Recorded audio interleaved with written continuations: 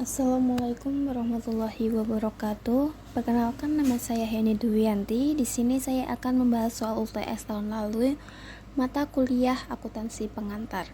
Baik, langsung saja ke soalnya.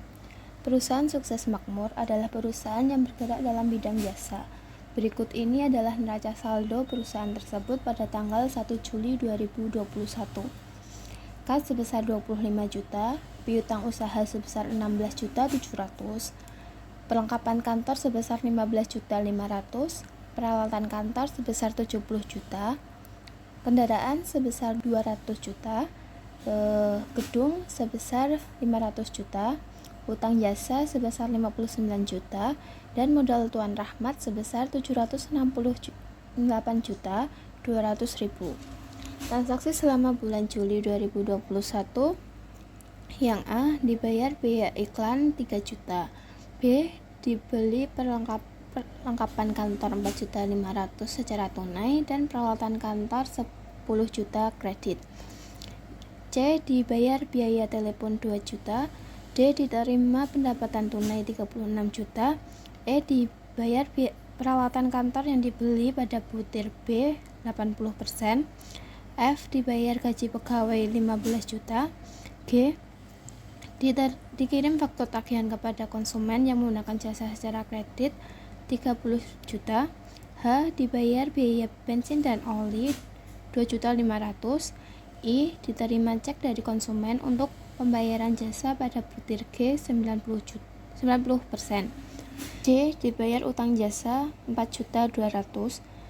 K, diambil uang perusahaan untuk kepentingan pribadi 4 juta. Yang pertama, kita harus membuat jurnal. Baik, dari transaksi yang pertama yaitu dibayar biaya iklan 3 juta. Maka di jurnal beban iklan di debit 3 juta. Karena kas terpengaruh untuk dikeluarkan, berarti kas di kredit 3 juta. Yang B, dibeli perlengkapan kantor 4.500.000 secara tunai dan peralatan kantor 10 juta secara kredit. Perlengkapan kantor 4 juta di debit. Karena tunai, maka akun yang berpengaruh adalah kas di kredit 4.500.000. Lalu peralatan kantor di debit 10 juta. Karena secara kredit, maka utang jasa di kredit 10 juta. Yang C, dibayar biaya telepon 2 juta. Beban telepon debit 2 juta, kas kredit 2 juta. Diterima pendapatan tunai 36 juta. Karena pendapatan tersebut sudah kita terima uangnya, maka kas di debit 36 juta dan pendapatan jasa di kredit 36 juta. Yang E, dibayar peralatan kantor yang dibeli pada butir B 80%. Maka ini 8 juta ini diperoleh dari 80% dikalikan 10 juta. Maka utang jasa debit 8 juta dan kas kredit 8 juta. Yang F, dibayar gaji pegawai 15 juta. Beban gaji debit 15 juta dan kas di kredit 15 juta. Yang G, dikirim faktur tagihan kepada konsumen yang menggunakan jasa secara kredit sebesar 30 juta. Karena ini pendapatannya, uangnya belum kita terima, maka timbullah piutang. Piutang jasa di debit 30 juta dan pendapatan jasa di kredit 30 juta. Yang H, dibayar biaya bensin dan oli 2.500.000. Beban bensin dan oli debit 2.500.000 dan kas di kredit 2.500.000. Yang I, diterima cek dari konsumen untuk pembayaran jasa pada butir G 90%. Kas di debit 27 juta. 27 juta diperoleh dari 90% dikalikan 30 juta, maka hasilnya 27 juta ini. Lalu piutang jasa di kredit 27 juta. Yang C dibayar utang jasa 4.200.000. Utang jasa di debit 4.200.000 dan kas di kredit 4.200.000. Yang K diambil uang perusahaan untuk kepentingan pribadi. Pengambilan uang perusahaan untuk kepentingan pribadi ini disebut dengan pref di debit 4 juta dan kas di kredit 4 juta. Setelah itu kita dari atas ini sampai ke bawah ini kita jumlah, maka hasil dari debit dan kredit harus balance. Langkah yang kedua yaitu setelah kita membuat jurnal, kita posting ke buku besar. Jadi setiap akun kita buat buku besar masing-masing. Yang pertama yaitu kas. Di dalam soal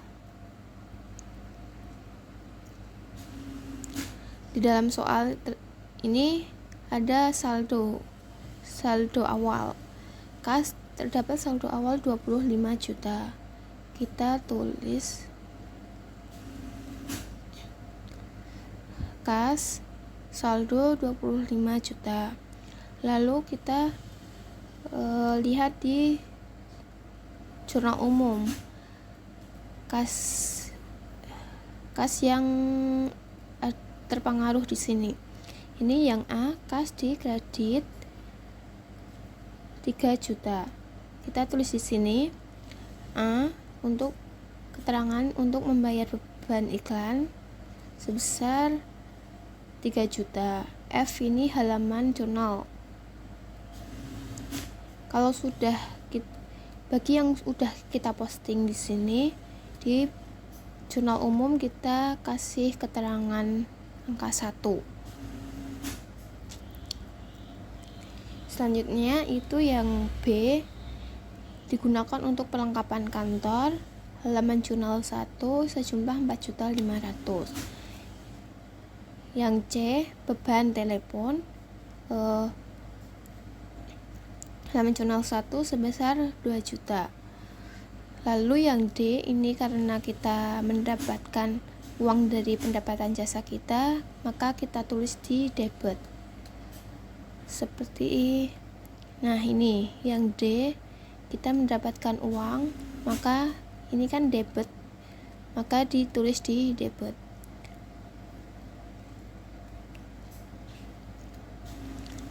Sebesar 36 juta.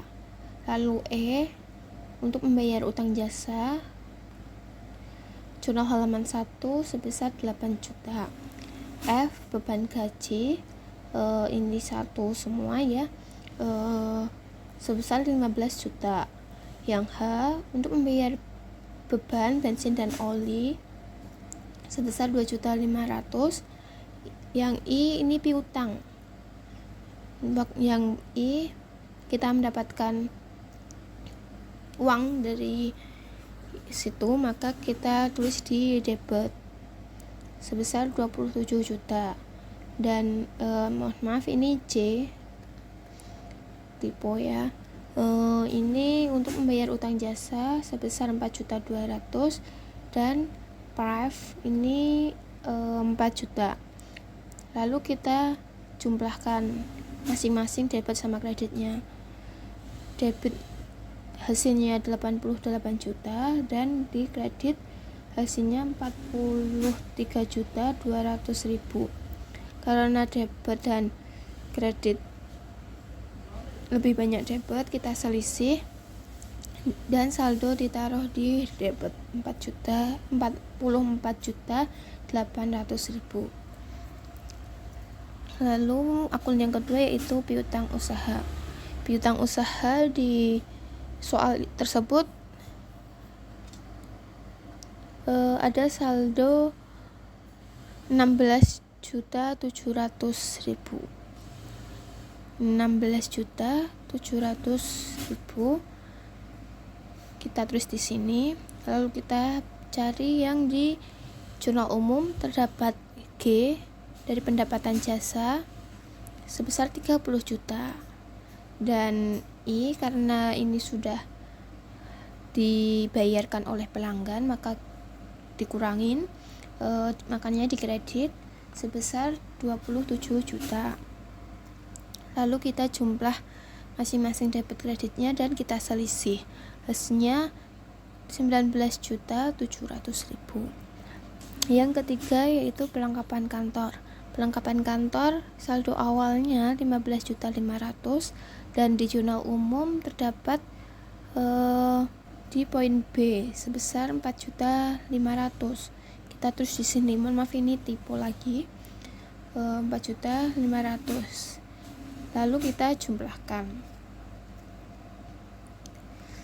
Lalu yang selanjutnya yaitu peralatan kantor. Peralatan kantor ada saldo awal 70 juta dan poin B ada pembelian lagi, maka secara kredit, maka di sini ditulis utang usaha sejumlah 10 juta. Lalu kita jumlahkan. Selanjutnya kendaraan di saldo awal di soal itu ada 200 juta. Karena tidak ada di jurnal umum, tidak ada transaksi yang terkait, maka langsung kita jumlahkan. Lalu yang selanjutnya gedung saldo awal 500 juta dan di jurnal umum tidak ada transaksi yang terkait. Utang usaha ada saldo awal yaitu di kredit 59 juta dan B ini untuk membeli peralatan kantor secara kredit, maka H ditulis di kredit 10 juta dan E terdapat pencicilan atau kita membayar utang sebesar 8 juta maka di debit, dan J dibayar utang jasa ini juga di debit 4.200.000. Maka kita jumlah debit dan kredit masing-masing, lalu kita selisih. Karena debit dan kredit lebih besar dari kredit, maka ditulis di kredit. Lalu modal Tuan Rahmat saldo awal 768.200.000 rupiah. Lalu beban iklan yaitu di transaksi A, akun yang berpengaruh adalah kas, maka ditulis kas, dan halaman jurnal nomor 1 sejumlah 3 juta. Lalu kita jumlah di bawah ini.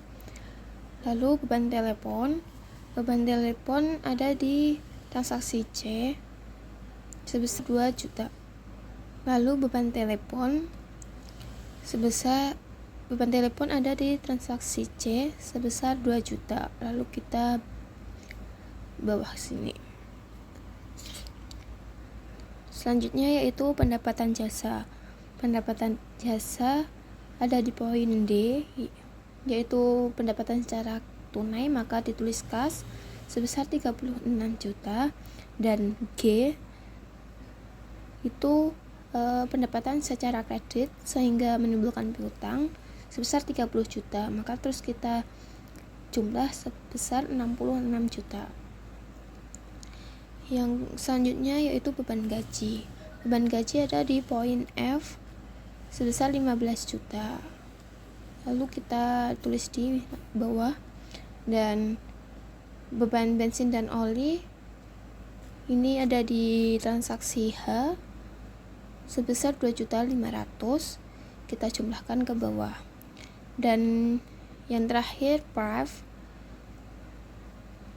ada di transaksi K sebesar 4 juta dan kita jumlahkan ke bawah. Setelah posting ke buku besar, kita membuat neraca saldo. Neraca saldo ini dari penjumlahan hasil akhir per rekening. Yang pertama yaitu kas 44.800.000, piutang usaha 19.700.000, perlengkapan kantor 20 juta, peralatan kantor 80 juta, gedung 200 juta, kendaraan 500 juta, utang jasa 56.800.000 rupiah, modal Tuan Rahmat 768.200.000, beban iklan 3 juta, beban telepon 2 juta, pendapatan jasa 66 juta, beban gaji 15 juta, beban bensin dan oli 2.500.000, dan prive 4 juta. Lalu kita jumlahkan masing-masing debit dan kredit, dan ini harus sama atau balance. Yang selanjutnya kita membuat laporan keuangan. Laporan keuangan terdiri dari 3, yaitu laba rugi, perubahan modal, dan neraca. Yang pertama yaitu laporan laba rugi. Laporan laba rugi, untuk laba rugi akun yang terkait yaitu beban iklan sampai dengan beban bensin. Kita tulis di sini yaitu pendapatan jasa 66 juta. Dan bebannya ada beban iklan, beban telepon, beban gaji, dan beban bensin dan oli. Beban iklan sebesar 3 juta, beban telepon 2 juta, beban gaji 15 juta, beban bensin dan oli 2.500.000. Jumlah beban kita jumlahkan, ini taruh di sini 22.500.000. Lalu kita selisihkan dari atas ini. Hasilnya 43.500.000. Ini laba. Lalu laporan perubahan modal. Modal awal Tuan Rahmat ini 768.200.000. Kita tulis di sini.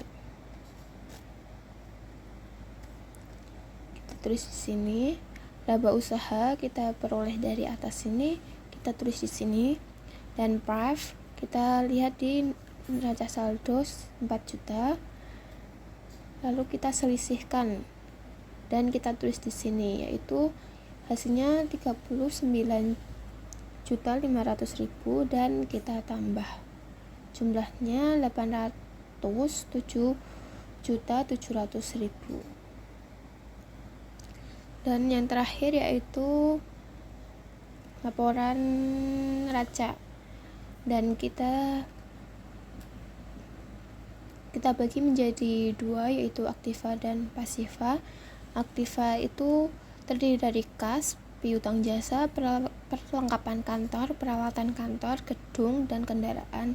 Dan pasiva terdiri dari utang usaha dan modal.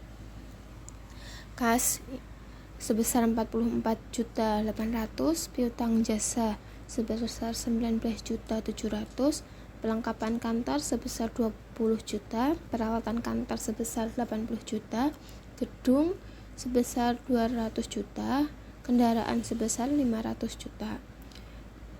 Lalu kita jumlahkan di sini, dan utang usaha sebesar 56.800.000. Modal Tuan Rahmat ini diperoleh dari laporan perubahan modal sebesar 807.700.000, dan kita jumlahkan. Total antara aktiva dan pasiva ini harus sama atau balance. Baik, sekian yang dapat saya sampaikan, kurang lebihnya mohon maaf. Wassalamualaikum warahmatullahi wabarakatuh.